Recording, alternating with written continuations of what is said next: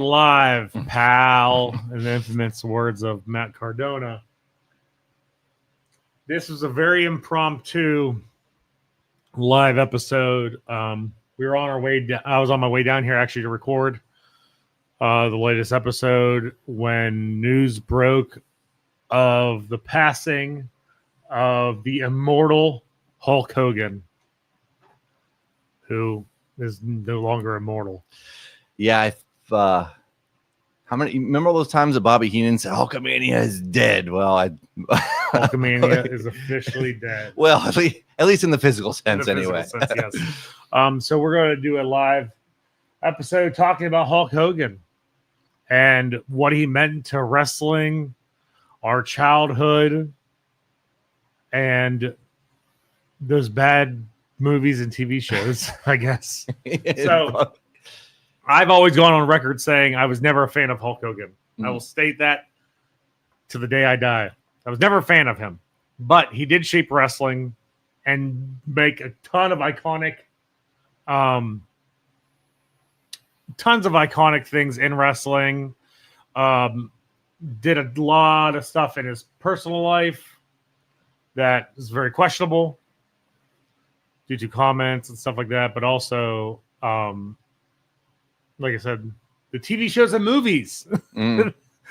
I mean, were questionable choices. Well. Yeah, I mean, Hulk Hogan had a lot of questionable choices throughout his career. I mean, but yeah, I mean, you can't deny the fact that he's the only professional wrestler ever to be on the cover of Sports Illustrated. I mean, he was like a household name. He's still a household name to this day. And people, you say Hulk Hogan, and your average person, as far as wrestling goes, knows who Hulk Hogan is. I mean, you could ask a just random grandma on the street, she's going to know who Hulk Hogan is. You know what I mean? She have nothing to do with wrestling, but just because he was, just an icon. I mean, he's probably one of the reasons that most of us probably watch professional wrestling today. I mean, on the back of him, it got gigantic. You know what I mean? There probably were few other people that could have, if any, that could have made wrestling that big in the 80s like he did to sort of put it on the map. Him and Vince McMahon. Vince McMahon took Hogan from, what was it, NWA or whatever,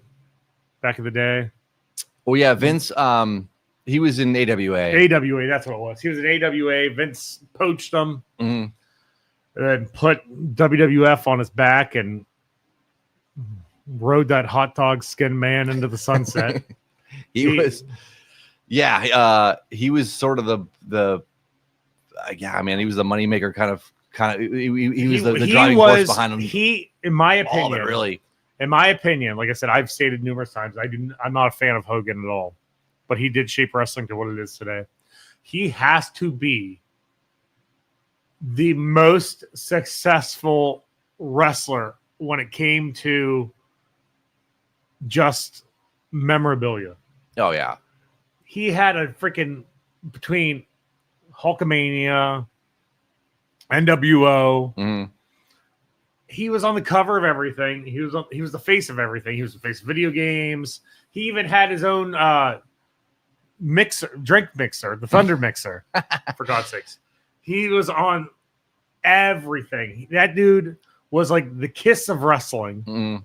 He put his name on everything, and he mainly became, he was there, in my honest opinion, there was no more Terry Bollea. He became Hulk Hogan. For better or worse, he kind of became the character. I mean, and it didn't start to get wonky with Hogan until probably after the reality series and stuff like that too. And then you saw like how sort of dysfunctional his ex-wife was and stuff, and it was just a really, really weird situation. Chris says, "Don't forget Pasta Mania." I was saving that, which was, I believe, in the Mall of America. Didn't they have couldn't you buy a Hulk Hogan Pasta Mania machine too? Wasn't there like a thing that? Oh, I'm sure there probably was. There was some sort of himself on everything. There was some sort of thing that he did. Chris, maybe you could help us out with that. But yeah, there was some sort of thing he did, or he actually, I thought there was an actual I would not be shocked. Like I said, he had the Thunder mixer.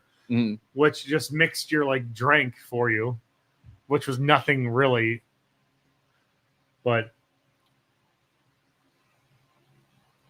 yeah, Jacob, Hogan didn't do himself any favors in the later years and stuff, because I mean it became every interview, it became sort of a running joke, like, and there's all kinds of clips out there. Cornette did a hilarious one where they just went over all of Hulk Hogan's lies, like what he said over the years and how he changed history. So, or how he, in his mind, when he did interviews, like it just changed all the time, or the stories got more and more embellished and stuff like that with him. And so, yeah, he was definitely an incredibly flawed man. But yeah, as far as wrestling, man, I mean, he was like a superhero when you were a kid. You know what I mean? Yeah, that's the thing too. Like, he had as a kid, there was two people you were like basically captivated by: Hulk Hogan, Ultimate Warrior. They made themselves be larger than life. They made themselves look like superheroes. And that was back before the days of the internet. And you found out like how big of a piece of shit Ultimate Warrior was. Right. And then you found out how racist Hogan was. But so let's talk about our childhood. We're going to try to go through Hogan's lifeline, I guess, through wrestling and stuff like that. So we'll start off with, as a kid, like I said, never a fan of the guy. As a kid, I would see him on TV and just was like, oh my God, I hope someone just beats his ass. That's how I always felt as a kid. But as a kid, I was a huge Ultimate Warrior fan.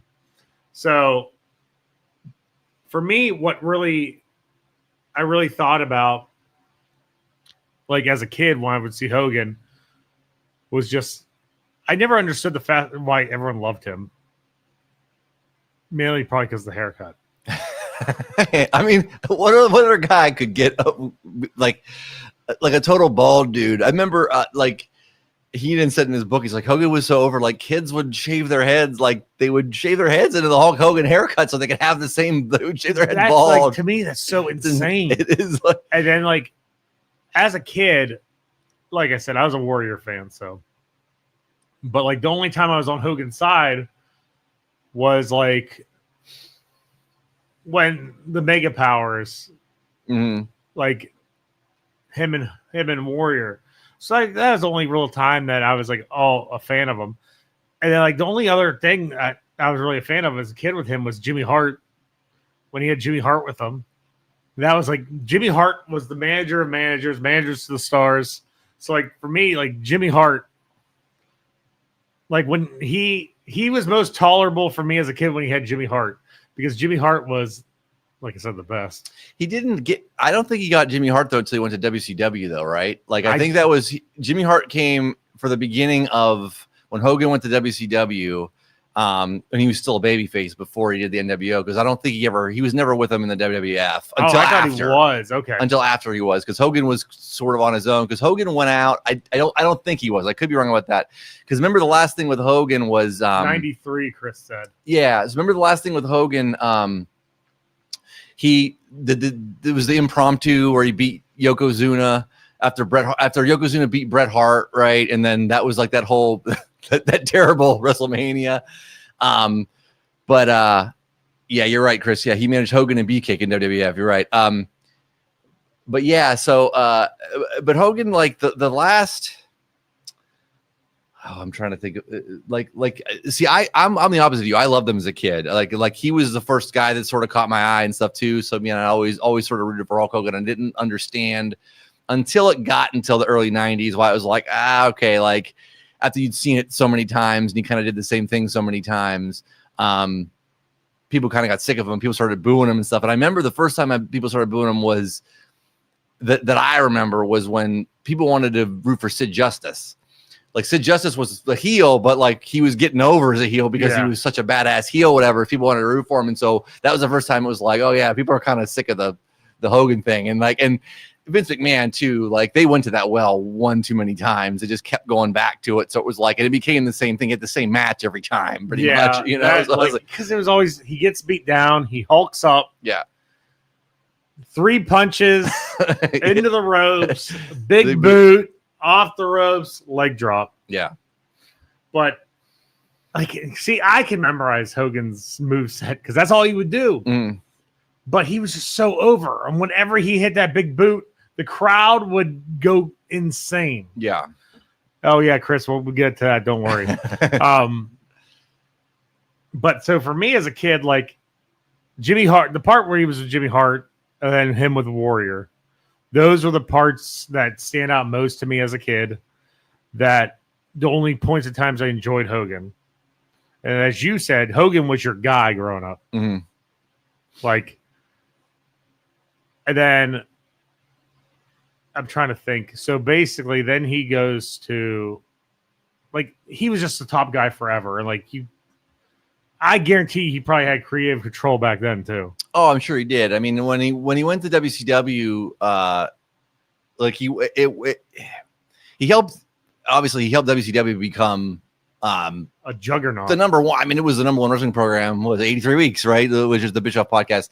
But that didn't happen until he went heel. Because when he was first in WCW, it was still pretty lame. Like they were trying to do, it was like WWF, part 2, WWF light kind of thing. And Hogan wasn't on, steroids at the time, so he's a lot smaller and stuff too. When he got to, but I mean, when he went heel, like the whole NWO thing, which was like, that was unbelievable. I just did if you go on the Young Senseo channel, I interviewed a guy, Mark Ramundi, who's an author, just did a book on the NWO and how it really changed the face of not only wrestling, but pop culture and stuff, because the NWO was like, I mean, so Hogan did it in 2 decades where he was like such a huge part of pop culture and just outside of wrestling, or he got mainstream into wrestling. So, I mean, he did it the first time as a babyface, did it again as the NWO, which is just like, I mean, it's crazy. I'm trying to think if there's any other examples of people that got that big. I mean, you have The Rock, you have Stone Cold. They're big. I don't know that they're ever that big in like pop culture. In pop culture mainstream. I think they were to an extent. I don't know if it was to the level of Hogan. Yeah, because like Hogan's level, we'll take a couple. Kind of, BJ got to switch his chair. He's in the bad chair. He's in the crappy chair. So basically, Hogan was so over in WWE or WWF, sorry, at the point in time, to where he made people who weren't wrestling fans. Mm. He was all about the USA. He was all American. You name it. And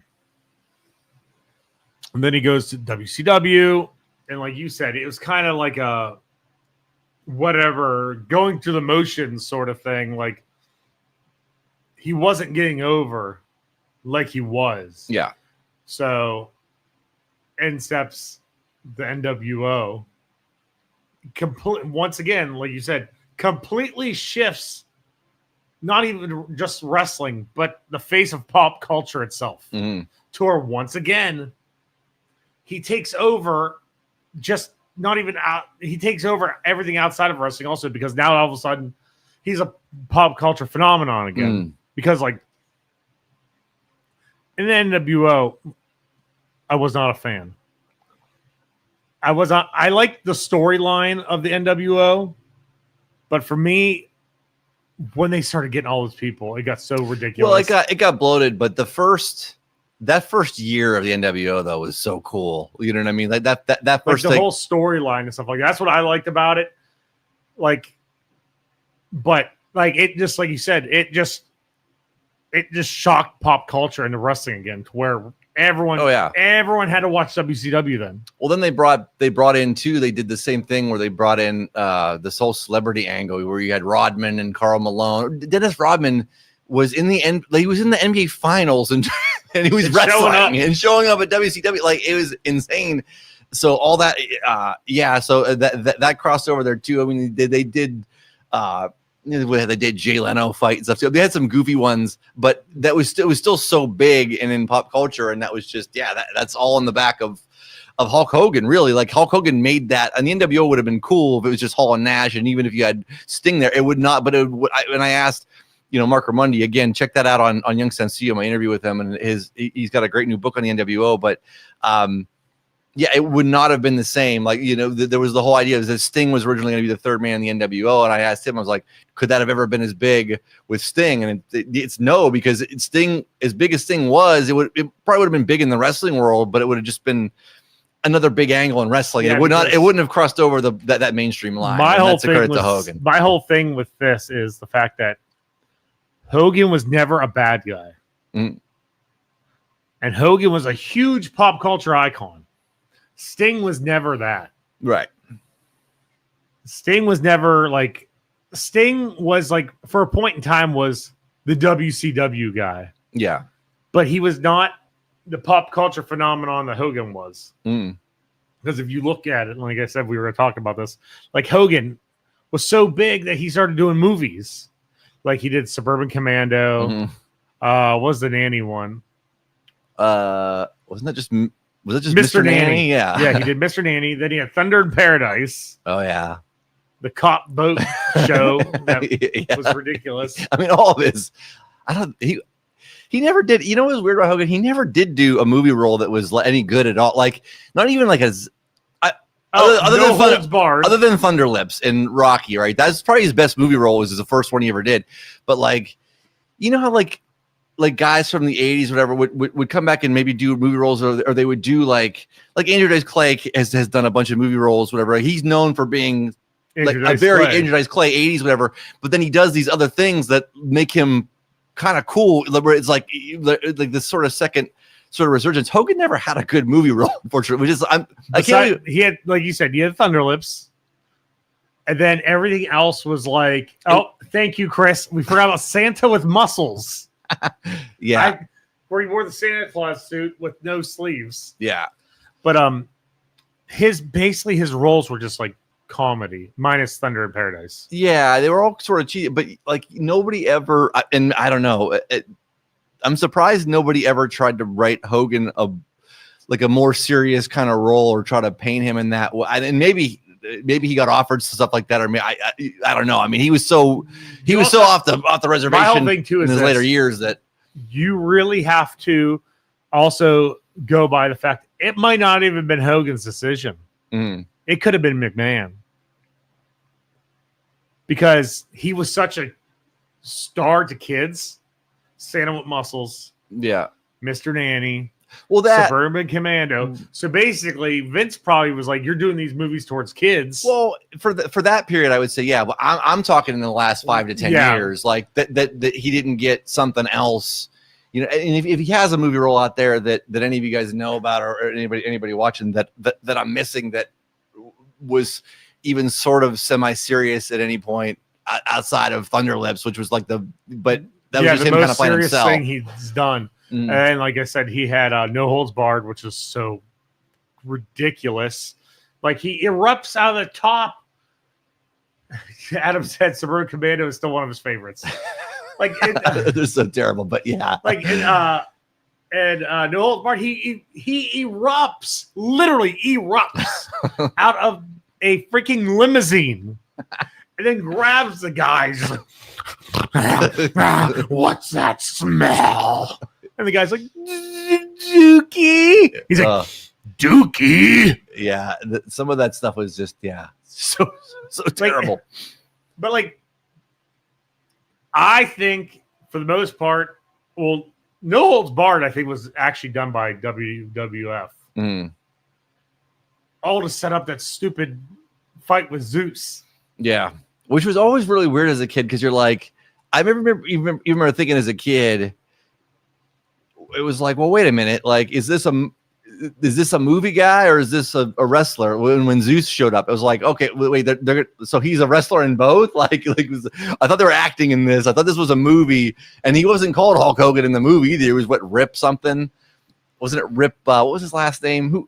Somebody's got to know his last name. I know he'd always from say No Holds Barred. Rip him. Yeah, like I don't remember his last name. I don't know. But No Holds Barred is probably one of his worst roles. I mean, they're all sort of and equally it's like terrible. It's him being himself. Mm.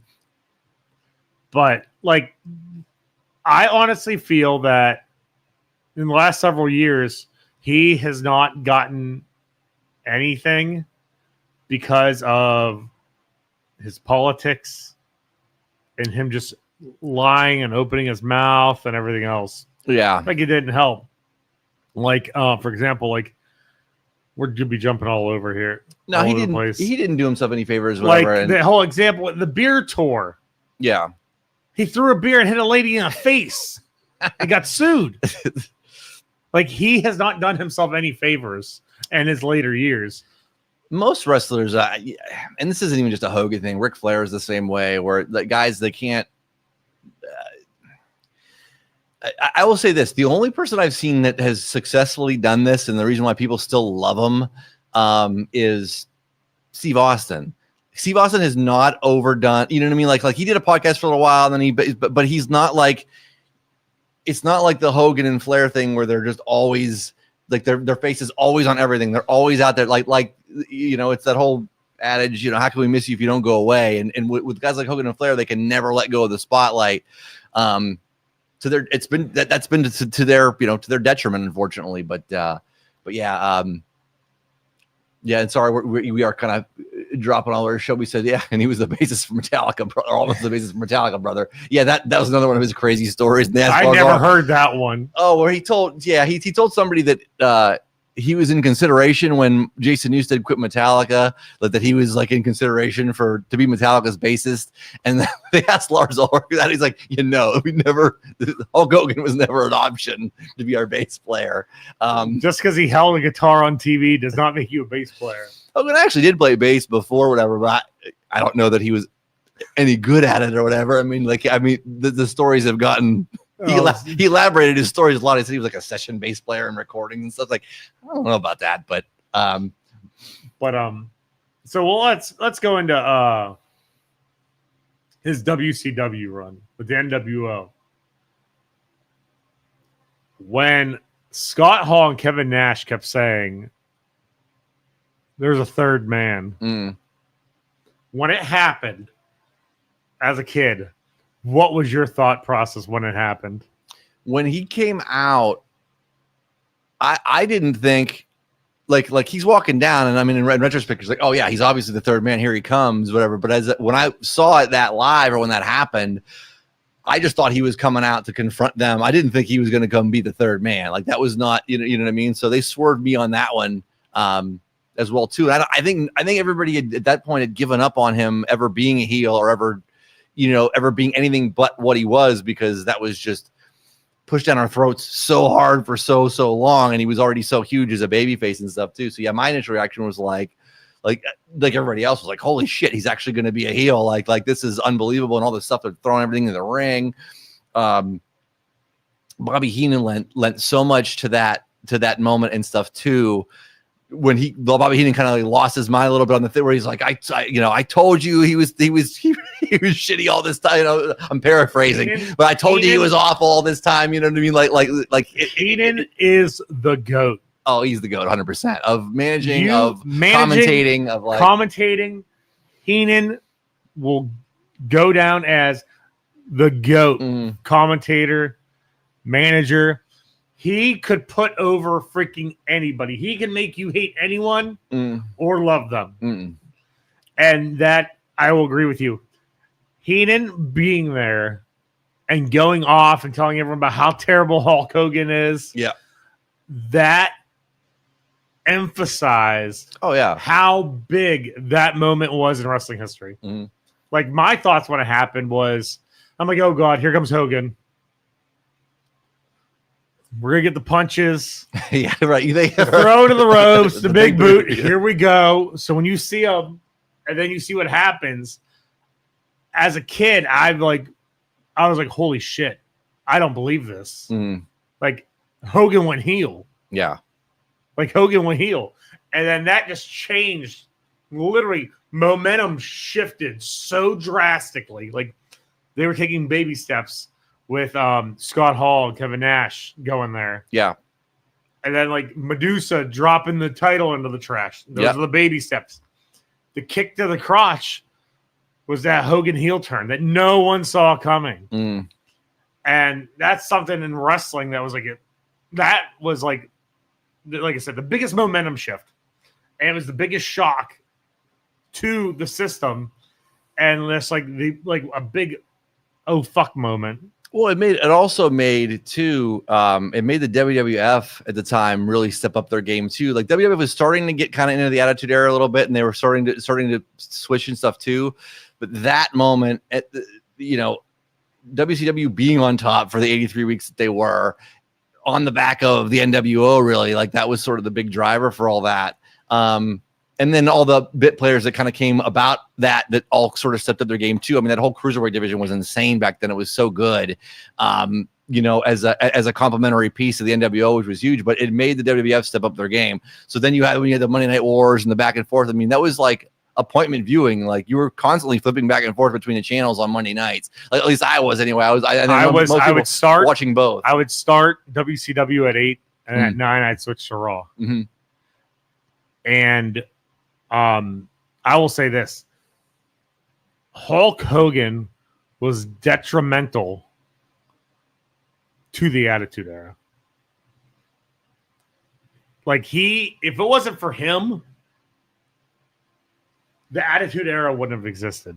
Detrimental? You mean the opposite of that? Yeah, whatever that is. Yeah. I was like, detrimental means bad. Oh. What's the opposite of that?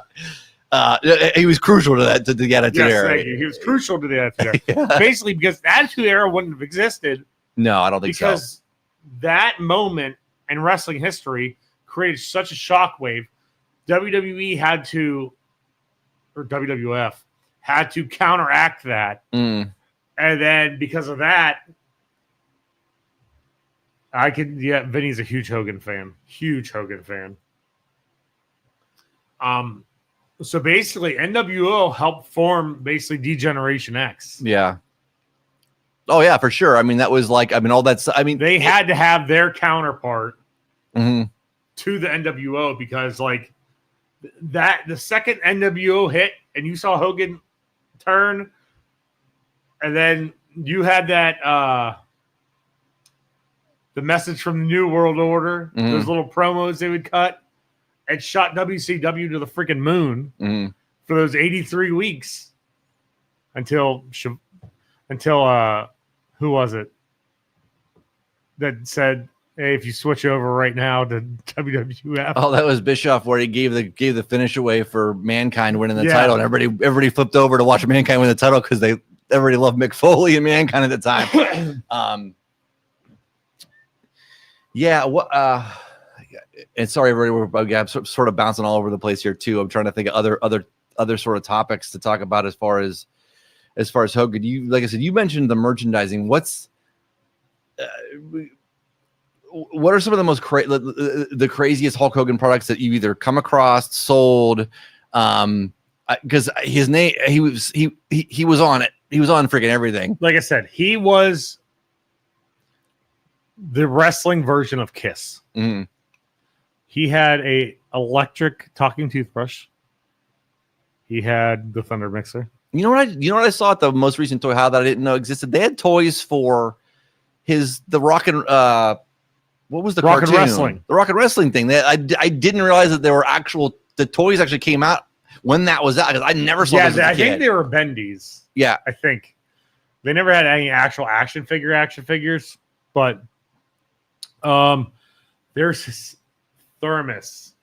Yeah, Chris had the Hogan toothbrush and the alarm clock. There was a thermos. We actually just sold at the closing of Time Capsule Toys. We had a New Kids one. I think it was Jonathan. Mm. It's a thermos. It came with a red hat, and it had Hogan's face on it and a tank top, and it had arms and legs that would hang down, so it could sit on your desk. It looked like it was terrifying. That is another weird piece of Hogan merch. There's head squirter. He had the head squirter. Oh, there was a Hogan squirt gun. Mm-hmm. What else? I know there's a ton. There's so much Hogan stuff.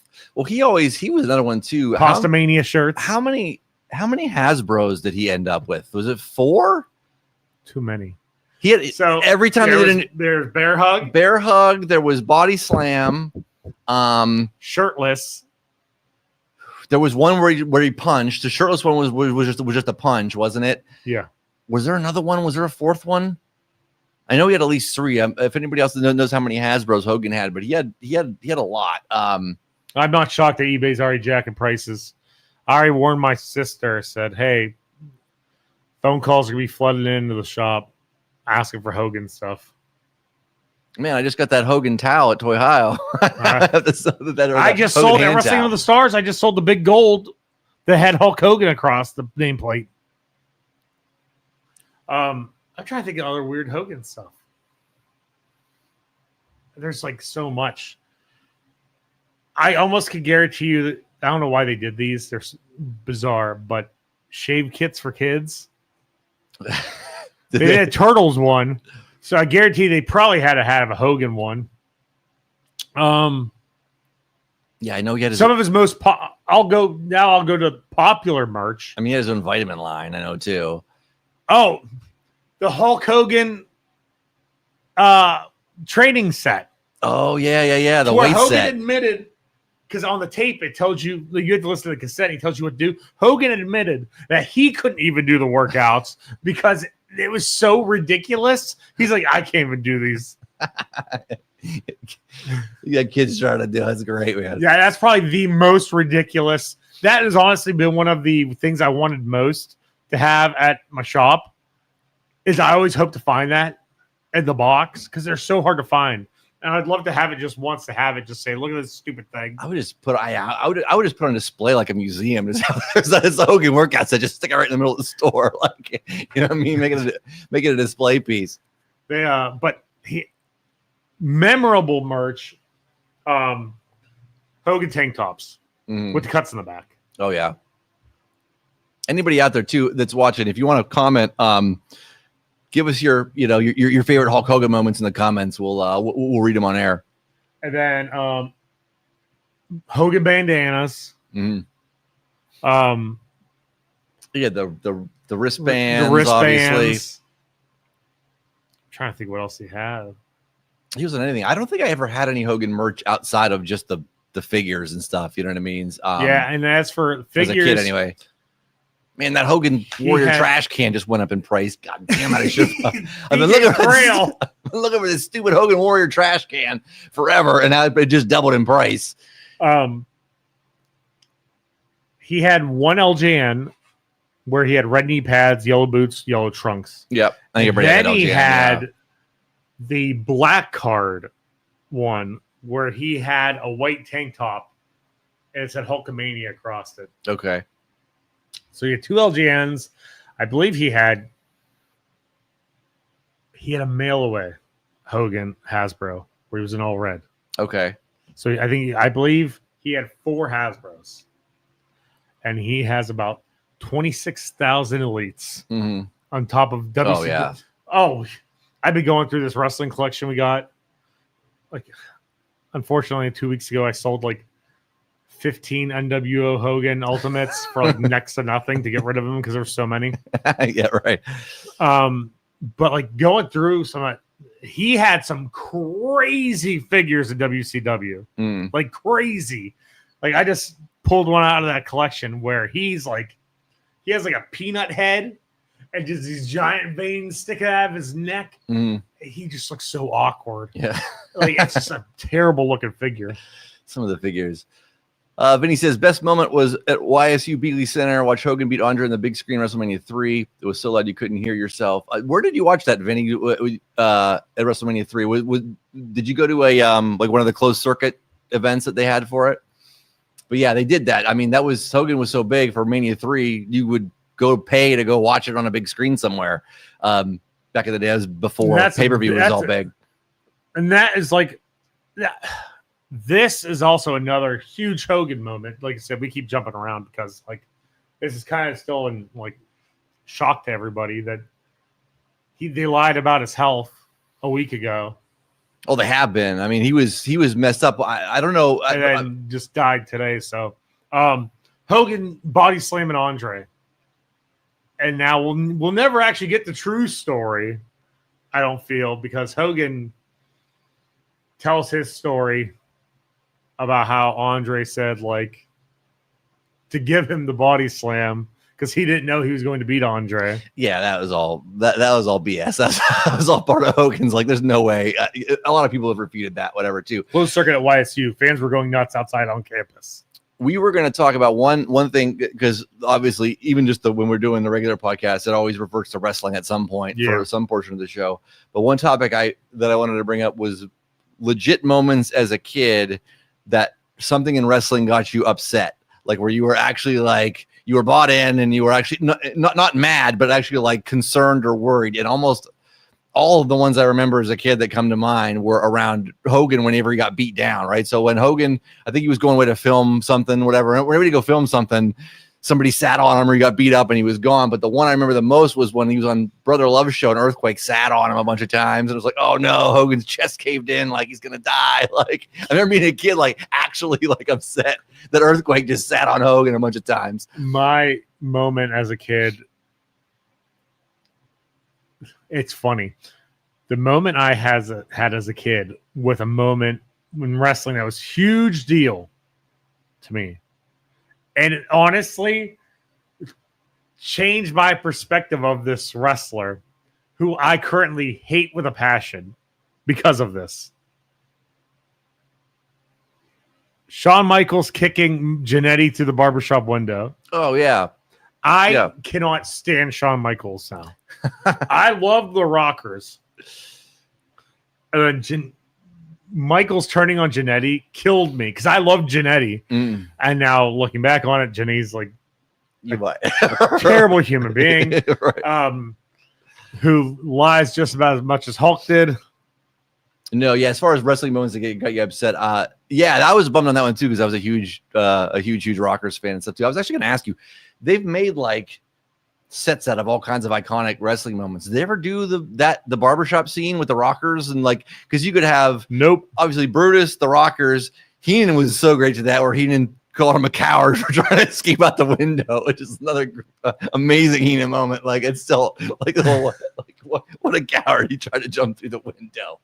And yeah, more Heenan praise, but yeah, I'm trying to think of other Hogan ones. I remember when Hogan lost to Warrior, that being such a huge deal, and kids at my age were like crying because Hogan lost to Warrior. And I lost my mind when that happened because I was a huge Warrior fan. And like, I guess like one of those, like, I can't believe this. I can't believe this. My uncle's like, stop jumping. Because I'm like running around the room that we used to watch TV in. It was on the second floor. And I'd go over there and watch wrestling on Saturday mornings. So what was it called on Saturday mornings? Like Superstars? Yeah, I think it was. So that's where I saw like everything.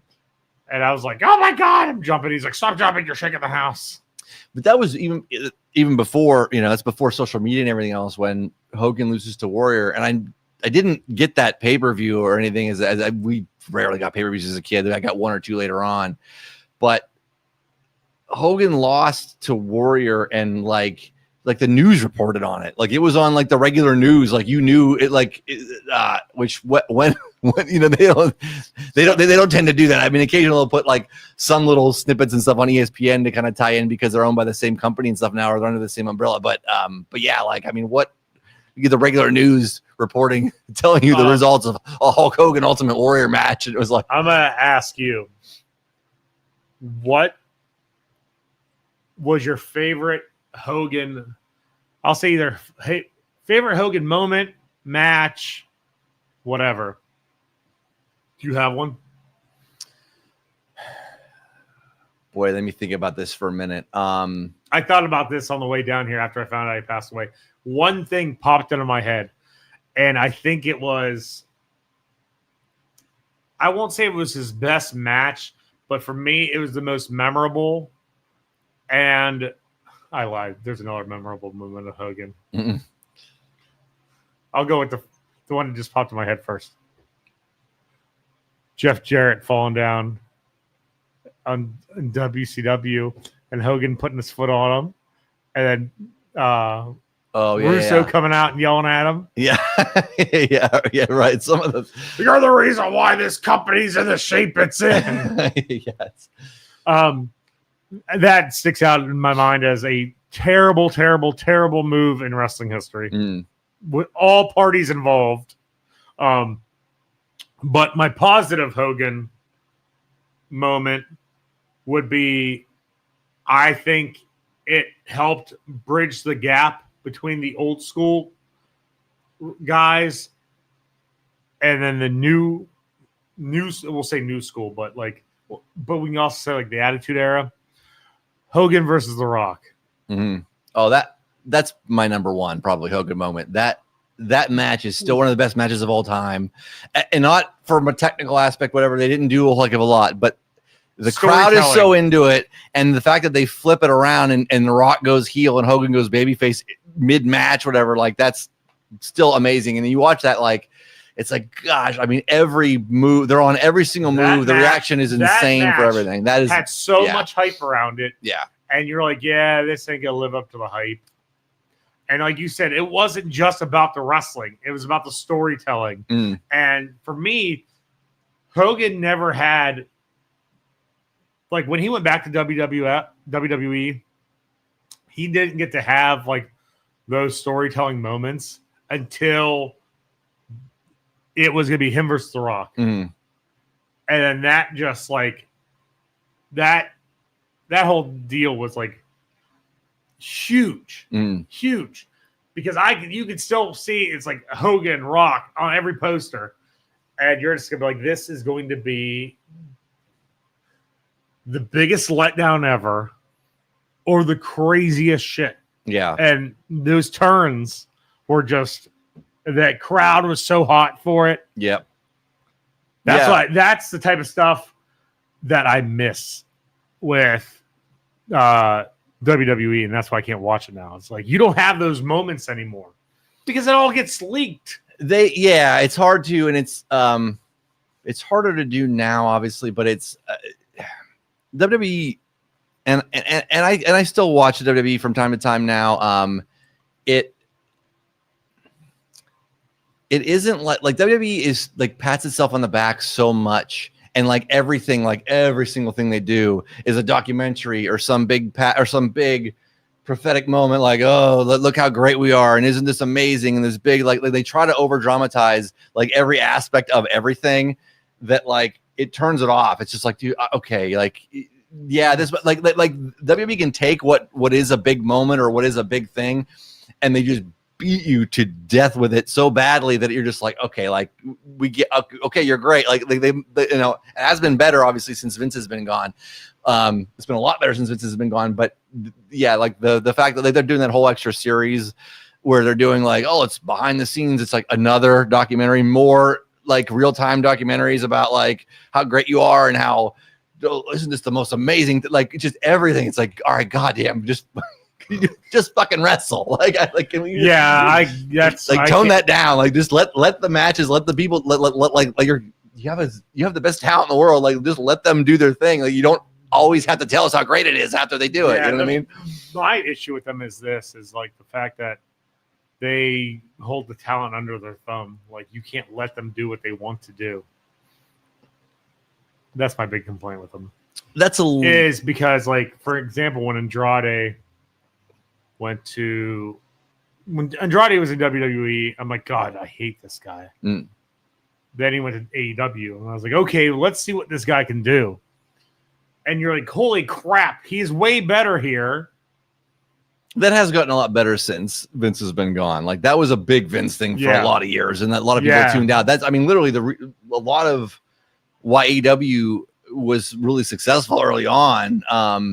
Was because Vince was still in WWE, and it like everybody was like, I can't watch this anymore. You know what I mean? People got sick and tired of it, so it was like, let's go to an alternative, whatever. But yeah, Hogan Rock is up there. Hogan Rock, Hogan, obviously Hogan Andre is up there too. But other ones, Hogan NWO, obviously the Hogan NWO thing would probably be number 2. Hogan Rock is number 1. So there's a few from Saturday night's main event. The referees were the Hebners. Remember like that one where Hogan loses on Saturday and loses to the Giant. Giant gets the title and just gives it to DiBiase. That was a super memorable one when the Mega Powers broke up. Hogan and Savage, and Savage losing his mind, talking about Hogan's got lust in his eyes for Elizabeth. That was great. Like I remember that backstage when Savage clobbered Hogan, whatever, thinking like, holy crap, is this real? Like not knowing, not knowing like believing it because Savage was so good at it, and Hogan was always a good seller. So it was like, yeah, that was another one where it was like a moment that didn't make me as upset as Earthquake sitting on Hogan, but I was still a little upset by it. I was like, oh no, they broke up. Worst. What is your opinion on the worst move that Hogan probably did for wrestling? The back rake, by far the back rake. Like he only had like 6 moves, but one of them was a back rake. I was like, all right, like, and like if you see people do that now, it's like, please don't like with the back rake. All right, so back rake. Then what do you feel is his worst? Not. I want to say worst move for wrestling, but like we'll say worst business move for wrestling. Hogan. I have 2 in mind. His worst business move for wrestling. Well, I don't know. Give me yours, and I'll piggyback. Number 1, creative control in WCW. Yeah, I mean,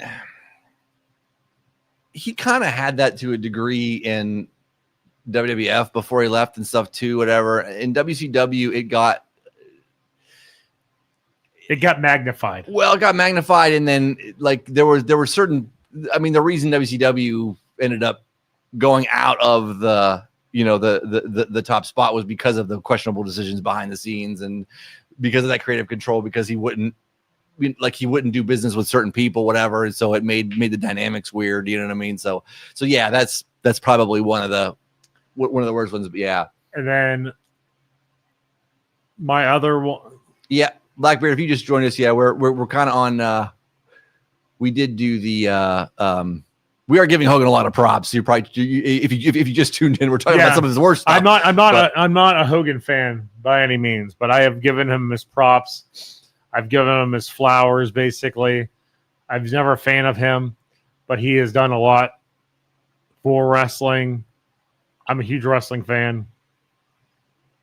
So yeah, for sure, he's definitely probably the main reason that anybody that's in their 40s or is our age watches and got into wrestling to begin with. So, my other bad business move for wrestling, I feel, would be his entire run in TNA. See, I was checked out by the time he got to TNA. I might have seen clips and stuff after the fact, and it was not good. But yeah, no, it was bad. Like everything he did there was just not good. Yeah. And I think that was around the time that he had 1 or 2 hip surgeries, so he really couldn't do anything. So he was kind of just there, and they paid him a shit ton of money. Yeah, Hulk Hogan, like we said before, Hulk Hogan, the wrestler. Yeah, I mean, especially like I said, he had 2 humongous periods in his career, and they're both great. And so, like those periods, yeah, we're definitely gonna miss. We're definitely gonna miss Hulk Hogan, the wrestler. But yeah, Hulk Hogan, the personality, especially in the last like decade, has been like, but yeah. Oh, Chris, that's another good one, Chris. Yeah, yeah, for sure. I was actually about to get into that. Yeah, as for Terry Bollea, in my opinion, died a long time ago. Yeah, Hogan turned into. Terry Bollea became Hulk Hogan for sure. Like how Warrior became a Warrior. Right. And Ric Flair became Ric Flair. Same deal. Like Ric Flair's not like he became that a long time ago, and now it's so amplified in his older years and stuff too. Jesse Ventura, him shutting that down and writing out Jesse. Mm-hmm. That's why Jesse's finally back with WWE, is because McMahon's gone, because he said he'd never work for McMahon ever again. Yeah. And the whole. We didn't really even talk about the whole steroid scandal involving Vince and Hogan. And yeah, it got to be weird there. The steroid scandal. I mean, Hogan going on Arsenio and saying he didn't take steroids, whatever, and then having to later admit it's like, oh, dude, that's not, the whole everything around the steroid scandal was very weird, and I don't know. I remember when that was going on as a kid, being like, "Well, yeah, of course they take steroids. Yeah, look at all of them." Like, and then making this big deal. It's like let's take this to Capitol Hill. Like, I think you probably have better things to do than worry about wrestlers on steroids. Exactly. Like, you know what I mean? But yeah, I mean, it did change a lot of stuff, and I mean, it made wrestling. It at least made it like. healthier to be a wrestler after that, because I mean, for the decades prior to that, guys just were basically killing themselves in terms of what they were putting in their bodies and how hard they were going and stuff like that too. But what do you think is the funniest Hogan story that you've ever heard? Boy, I'm trying to think of some of the crazy stuff that he has said in like the last decade, where it's just like, dude, what are you talking about? Like him playing bass for Metallica. Him playing bass for Metallica is one of them. I went over a whole thing. We did a whole segment on the 3-0 Sports Show where I went over some of his sort of the bigger whoppers that he's told and in recent years about, on like every time he told the story of Andre's weight, he just kept going up and up and up, where he's like, oh, Andre never got slammed. Like he got slammed like dozens and dozens of times before that over the years and stuff too. My favorite story was, I honestly don't even know where I heard this. It could be true. It could not be true. Who knows? But we all know Hogan bleached his hair. 1,000% bleached it. There's no way that anyone's hair would look like that. Story is that his wife was supposed to dye his hair or bleach it, but she left the bleach in too long and his hair fell out. He went and got hair plugs. And people go, if you're going to do hair plugs, like, why didn't you just do your whole head again? He's like, because this is my look. I'm known for this. So he purposely got hair plugs to have a skull in again. Man, yeah, like we said earlier, man, kids used to cut their hair like Hogan. They would, shave their heads and have just it on the sides, whatever, so they could look like Hulk Hogan, like that hairstyle, man. As crazy as it was, I mean, you're that over. I think that.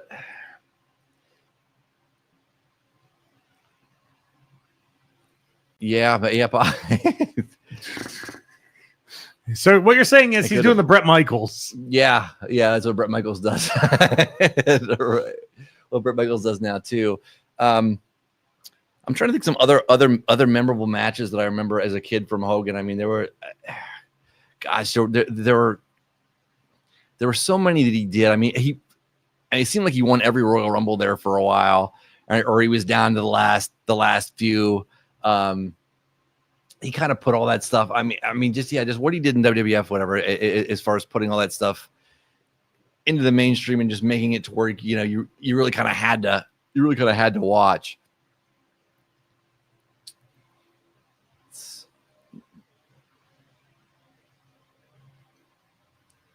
I'm trying to think of some most, like, I don't know. It's just weird that they lied about his health for like weeks, saying he was fine. Well, I think. And then yesterday it was posted something about like he couldn't talk anymore or something like that. Well, he had another surgery or something like that, and I think he was having some complications, and it was taking him a while to kind of recover from that. I mean, TMZ said he went into cardiac arrest today, so I mean, that might be unrelated to what he had, whatever surgeries and stuff he had going on. Like he might have legitimately been recovering from whatever, and then this sort of happened, whatever. I mean, I know they were trying to keep sort of hush on what his health was, and I'm kind of surprised they didn't just come out and say, hey, here's what's going on. I don't know if he had some sort of business partnership or something that he had going on that he needed to keep that quiet. You know what I mean? Maybe, but I don't know. Him and Bischoff have that wrestling thing going on. That freestyle wrestling, which is supposed to debut in Cleveland at the end of August. I guess I was just told on the way here that I didn't know that Kurt Angle signed up for it. Yeah, Kurt Angle signed up for that too. Yeah, it will be interesting to see what happens with that. I'm not even sure what that was, or if that was going to do anything. You know what I mean? I have no idea what. I heard they got a TV deal. They did with it. It's on Fox Nation. It's on the news big channel. Shock. It's on big the news. shock. It's on Fox Nation. Right. Oh my God, Shelby. Comment of the day. Yeah, Ozzy. I did an article for Jericho's site on. There were a couple of reaction articles on Ozzy, and Ozzy was involved with the WWF a bunch. Although I don't think any of his moments were around the Hulkster. The first one I know was WrestleMania 2. He was with the British Bulldogs as their quote unquote manager or whatever, and he was down there, whatever. And I know like he sporadically, like he was on Monday Night Raw. He did that hilarious backstage thing with Chris Jericho, which was really, really funny. And he had some moments of the years, and he sang on SmackDown, I think, once. I don't think Ozzy had anything with Hulk Hogan though when he was there. I could be wrong about that, but I don't think there was any real interaction with Ozzy, which is kind of surprising. But they always say they die in threes. With Theo, Ozzy, and Hulk. So yeah, it's sort of, that's crazy, man. To have two people that iconic, die basically on back-to-back days or within a couple of days of each other, man. Between Ozzy Osbourne and Hulk Hogan, that's crazy. And then, yeah, two people that are, everybody knows Ozzy too. You know, and Ozzy's one of those. Yeah. Ozzy's, you know, ask any random person that knows nothing about music or heavy metal or anything like that. They know Ozzy Osbourne is because the Osbournes and because of where he's been, and him biting the head off the bat, being banned from the Alamo, banned in Texas. Yeah, he whizzed outside the Alamo or whizzed near the Alamo whenever he was banned in San Antonio for a decade. Yeah, another one with crazy about Ozzy and Hulk, man. Dying within a couple of days of each other, man. But yeah, it's rest in peace, Hulkster. Rest in peace, Ozzy. Mm-hmm. And Malcolm Jamal Warner. Yeah, I remember Hogan too being in the kind of speaking of 80s. Remember all the 1-800-COLLECT commercials he did? I don't. It was Hulk Hogan and Alf were in the 1-800-COLLECT commercials. You don't remember those? No. Hulk Hogan and Alf were like the two big guys pushing. I had like some notes written down for commercials, but we're gonna use those for the next. Like I said, I had a whole show written out for us to go by. BJ had stuff to go by, and then literally on the ride here, the news was broken to us. I actually texted Mike the second I found out, and I answered. My buddy Greg called me, and I answered the phone. I go, Hogan died. He goes, that's why I was calling you. Mm. But it's just crazy. I mean, I'll keep saying it. I was never a fan of the guy. He was racist. He was sexist. He was bonkers. He was a liar, years, man. A fame went to that guy. He deserves his wrestling flowers. For sure. He had two huge. He's probably the only wrestler to ever do it, like you said. He had Hulkamania. He had NWO.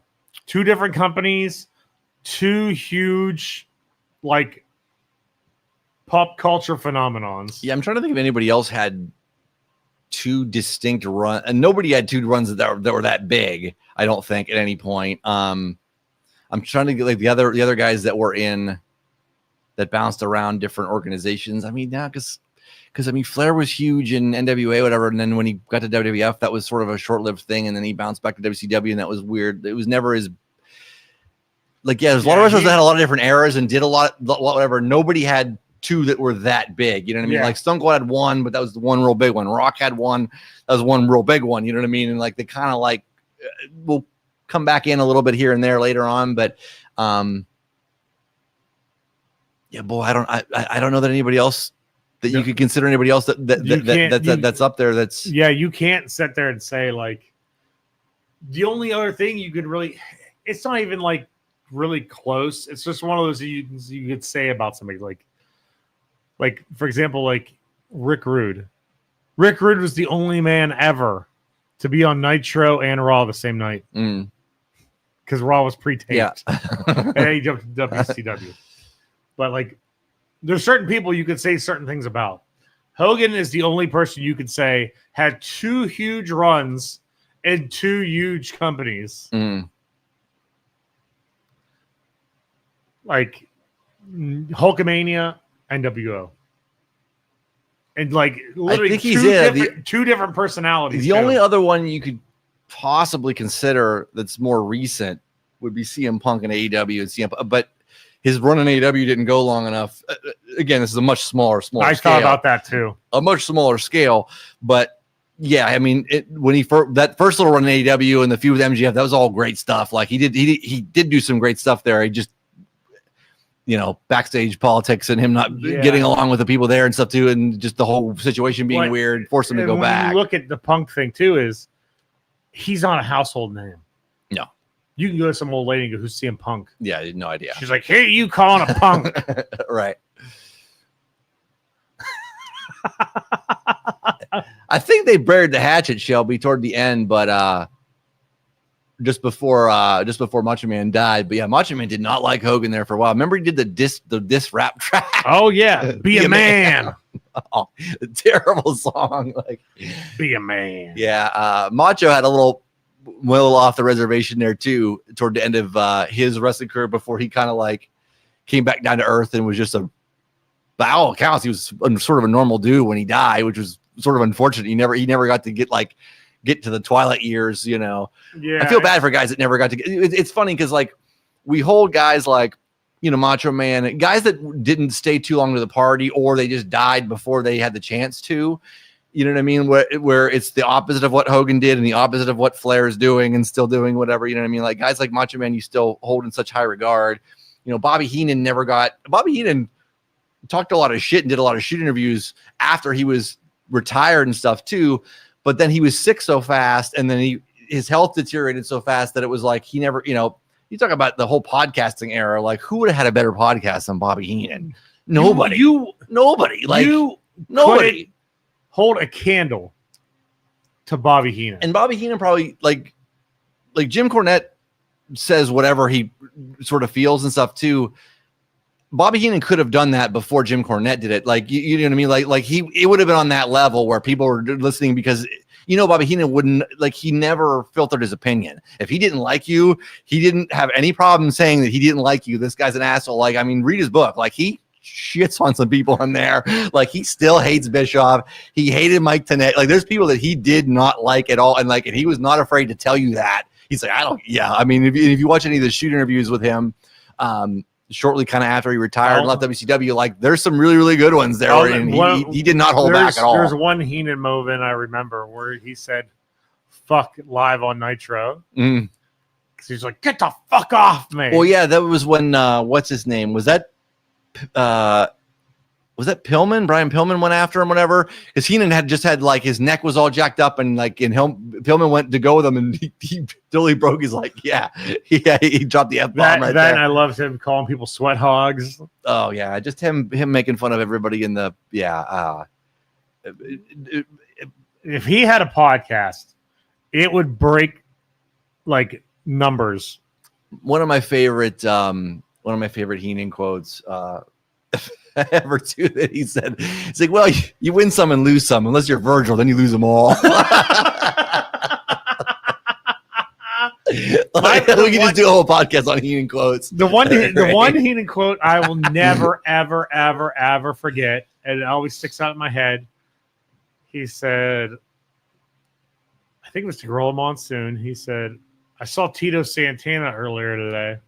He's like, "Oh yeah, where at?" He goes, "In the Taco Bell drive-thru, trying to pay his phone bill."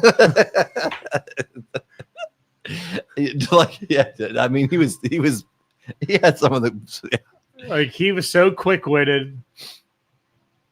He was like no one could touch a candle to Heenan. He said this so many times on this podcast. He had an amazing quote too, and I hope I get this right about Hulk Hogan's theme music, where he told Gorilla Monsoon, he said, "Oh, this is Hogan's music's my second favorite music," and second favorite entrance music. And Gorilla asked him, he's like, I'm almost afraid to ask this. What's your favorite? He's like, everybody else's.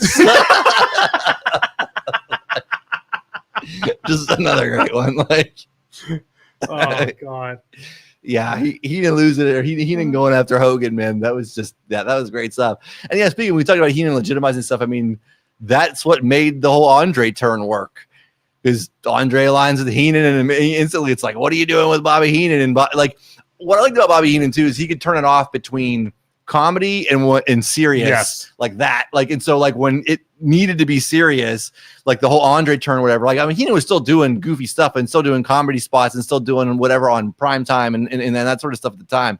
But that he could go back and forth and just make that when he needed to be serious, he could be, and it made it better because you're like, oh no, Heenan siding with Giant was a huge deal to help Hogan become that much more elevated in WWF. Because like there was the people, you either loved Heenan or you hated Heenan. And the second that Heenan, because there was tons of people that are big fans of Andre. Yeah. Huge fans of Andre. And the second he sided with Heenan, those people freaking flipped like a switch. And they were on Hogan's side because that's how much they hated Heenan. For as much as Heenan hated Hogan on camera, Heenan actually really did like Hogan a lot off camera, though. Like it was not like they got along and stuff too. And Heenan always put Hogan over just because of how important he was. Heenan always looked at everything from the business aspect, and the money making aspect of it. And Hogan was box office and was huge money and stuff. And Heenan had super high praise for Hogan. I remember we talked about Hogan against Zeus, and Heenan saying like, who else could have walked Zeus through a match like that? Like Hogan's leading this. Like who else could have done that? Like, you know what I mean? Or who else could have got that guy over? Yeah, that and you bringing up that point brings up something to me too. It was the stories you'd hear about Piper with Mr. T. He hated Mr. T. Oh yeah, because he said he didn't put his work in. He's trying to make this business a joke. So like everything that came out of Piper's mouth was the truth. Because Piper would let you know, like, I don't fucking like you. Yeah. And Piper made it known that he was not a fan of Mr. T. And Mr. T only got through that shit because of Piper. And Hogan did the same thing for Zeus because I don't think he could tie his own damn shoes.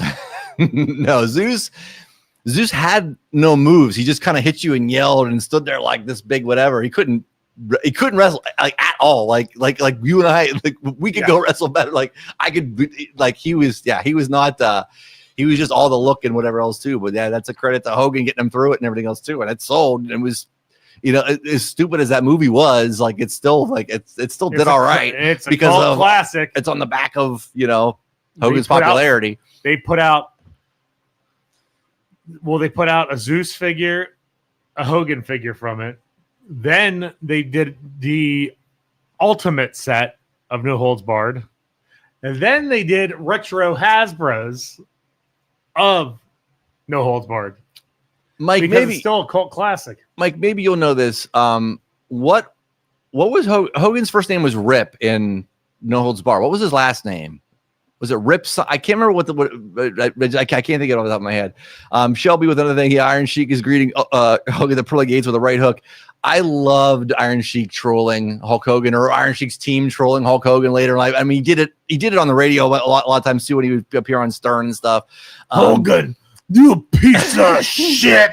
Just calling him a jabroni all the time, and just it was always. Yeah, so just hilarious. Iron Sheik got so much more mileage out of just ripping on Hogan later in life, and Iron Sheik's manager constantly calling out Hogan every time he did something stupid, whatever, and then framing it like the Sheik was after him. It was just so funny, obviously. And Hogan first getting the belt off of Sheik, and should have broke your fucking leg. Rip Thomas. Yeah, I don't remember Thomas. I thought it was something different. Yeah, Rip Thomas. I would just remember Rip him. Yeah. Yeah, but Sheik trolling Hogan all those years was just comedy gold. Oh, for sure. Well, we're about fixing to get out of here, but any final thoughts on Hulk Hogan? Hulk Hogan, obviously, rest in peace. But yeah, Rick, any final thoughts? It's still kind of crazy to think about. Honestly, because it's just so bizarre to me that he passed away. Because, like, Keith Richards is still alive. I know. It's really weird when, I mean, people essentially, and this happened with Ozzy too recently, like people that like literally you like from the first memories you had, like you remembered somebody, remembered something. Hogan was like that for me. So like literally sort of the first memories, he was already Hulkamania was starting to get going. And And so, yeah, like it's like they're just kind of always there, always whatever. And it's like, yeah, obviously, everybody's getting older and everything else too. But it's weird to think of a world without Hulk Hogan. He's always there for better or worse, whatever. It's still, with his later years, everybody. It's weird when these icons from sort of your childhood and teen years, pass away. Yeah, it's just bizarre. And I still think it's so weird that we're lying about his health instead of just being like, I'm up front with it.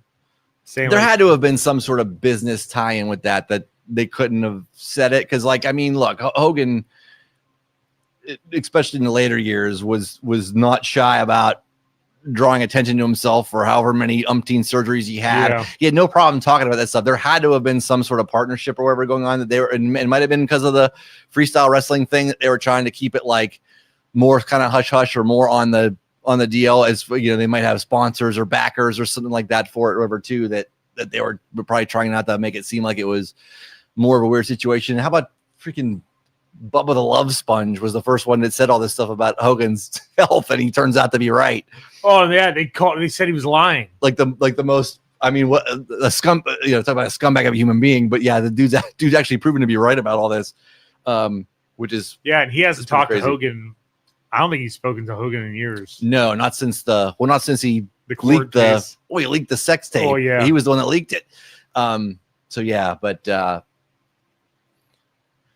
yeah, no, Hulk Hogan, just an icon from all our childhoods, a pop culture icon, a wrestling, a dude that pretty much put pro wrestling on the map for a lot of us, and the reason why a lot of us like it today. And the reason why, I'll say this too, he's probably one of the main reasons why we have stables in wrestling now. Mm-hmm. Oh yeah, if it wasn't for the NWO, you wouldn't have the Death Riders. You wouldn't have whatever the hell WWE has. I don't even know. Heyman's crew, whatever the hell they're called. You wouldn't have Roman Reigns and his crew. The Bloodline. All that stuff. Yeah. I mean, you have all the yeah. No, man, like that's where NWO is probably that. I can't think of a faction that was more important or bigger. I mean, you had the Four Horsemen, you could argue a little bit, but I mean, they weren't. I don't think they were on the level of what the NWO was. The NWO just like literally took the world over by storm, like overnight. For sure. So yeah, I mean, the biggest faction of all time, probably arguably the biggest singles wrestler of all time. And my last thing I'll say is my piece is this. Don't be a scumbag and try to make money off of Hogan's name. If you have Hogan stuff, don't sit there and freaking try to scalp it online for the most you can just because you just passed. I hate that with a passion because I will never forget one time when Sid Haig died, who played Captain Spaulding. We had this big Captain Spaulding figure. I posted that he died. Someone's like, how much did you jack that up to? I was like, it's been the same price since it's been here. And everyone's like, well, how much? I said the price. And they're like, they're going for double on eBay. I said, because I'm not a scumbag. Yeah. It's like, don't try to make money off someone's name just because they died. I hate that with a passion. Like, if I have a Hogan figure that's $20, it's still going to be $20. Yeah. Like, I'm not trying to make money off anyone's demise. And I don't think you should either. Yep. No, 100% agree with that. But thanks everybody for tuning in. This impromptu live one. We'll do a regular episode next week. We'll record a regular one and get to whatever we were gonna talk about before Hogan. Rick was on the way here. Before we go, Scott, here you go. Scott, thank you. So this is a Gambit X-Men figure that I've been looking for a long time. I never had this as a kid, and for some reason, trying to find this stupid thing, which is not even that expensive, but trying to find it anywhere has been impossible, absolutely impossible. But Scott, thank you so very much for finding this. So yeah, he will go on my slowly growing shelf of collection that'll probably turn into a third shelf eventually, because eventually I'm just going to break down and start buying all the crap that I wanted and stuff too, which I should have with like what you just said. I had the Hogan Bear Hug one, the Bear Hug Hasbro, which went away with the other Hasbros that I've told you about. I've said this podcast before. My friend has, I think his son killed them all or blew them all up or something. But yeah, I almost bought that at Toy Ohio and didn't, and now it's probably double the price. So, Probably.